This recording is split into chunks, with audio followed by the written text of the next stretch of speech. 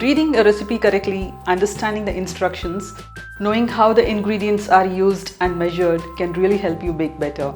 If you are new to baking, please do watch this video. Different recipes use different ingredients in varying proportions and use different methods to bake the same cakes, cookies and brownies and a lot of other things.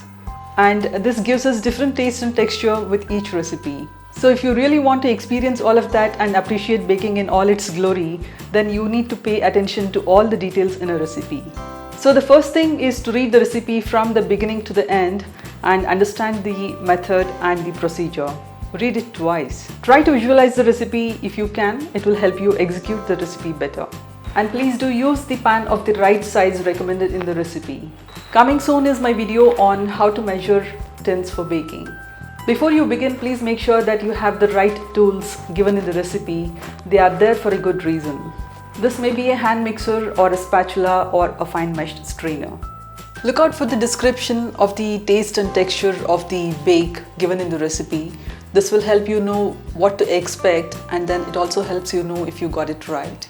And ouch, it does hurt sometimes when you don't get it right. Read what will be the yield from the recipe. It will help you decide if you want to double it or halve it. Be sure to read the notes at the end of the recipe. It really helps. And sometimes you can also find variations to the recipe given in the notes. And most of the times the ingredients in a recipe are listed in the order they are used in the recipe. Always prepare the ingredients as specified in the recipe. Chop the chocolate finely, powder the sugar or toast the nuts.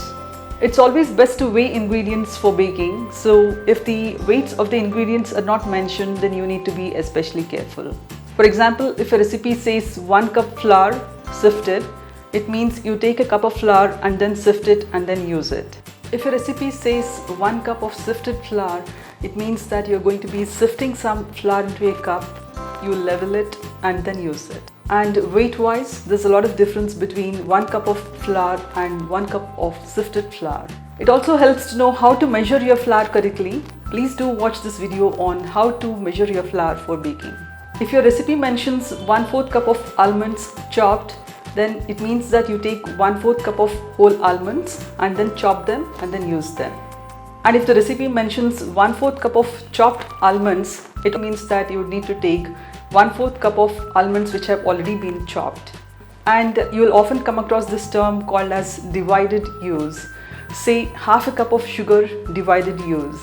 So this means that this total half cup of sugar is going to be used twice in the recipe.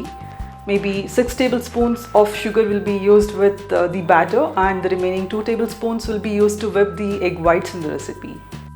Eggs may be sometimes mentioned as eggs separated. It means that you'll be using the egg whites and the egg yolks separately in the recipe. And sometimes a recipe may list 1 egg as an ingredient, and for all you know, this egg may not go into the batter at all. It could just be used for an egg wash. So you don't really want to dump that 1 egg into the batter and then regret it. If a recipe mentions melted butter 4 tablespoons, it means that you will take melted butter and measure out 4 tablespoons by volume. And then if a recipe mentions 4 tablespoons butter melted, it means that you weigh out 4 tablespoons of butter, that is 56 grams of butter, and then melt that butter. Most of the times, cocoa is sifted with the flour and other dry ingredients in a recipe and then used in a cake or in a brownie batter. But in some recipes, it may be mixed with some boiling hot water, Rose Barenbaum style. That gives you a more intense chocolate flavor, and we don't want to miss out on that.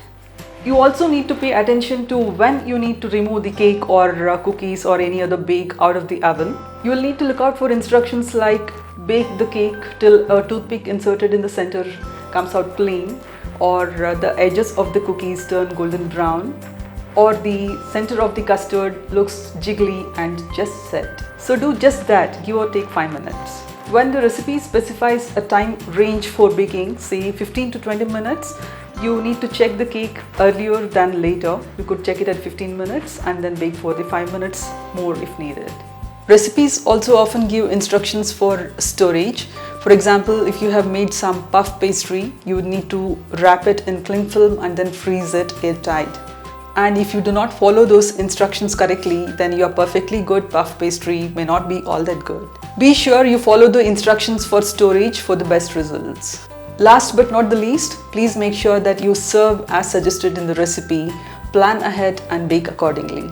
A cake with fresh cream must be served chilled. Brownies must be eaten warm. A clafouti should be eaten warm. And if you do not follow that, you may not find the bake as enjoyable as the recipe claims it to be. So all these things may not be the best things for you if you want to bake on a whim, but it will certainly help you plan better, bake better and enjoy your baking better. You can also watch my video on how to prepare for baking. Please click on the I at the corner of the screen. Please do leave your comments for me. Tell me what you would like to watch on Cakes and More. Please do subscribe. Please come back to watch some more videos.